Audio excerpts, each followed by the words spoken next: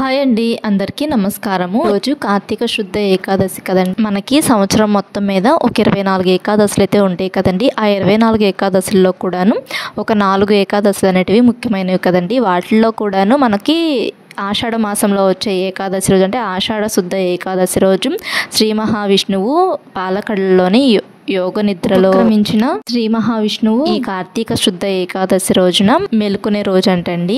అందుకని చెప్పేసి శ్రీ మహావిష్ణువుకి విశేషమైన పూజలు అవి చేసుకుంటూ ఉంటాం కదండి. ఏకాదశి రోజు తులసి చెట్టు ఉన్న వాళ్ళు తులసి చెట్టు దగ్గర చేసుకోవటం మంచిదంట. కొంతమందికి తులసి చెట్టు ఆనవాయితీ ఉండదు కదండి.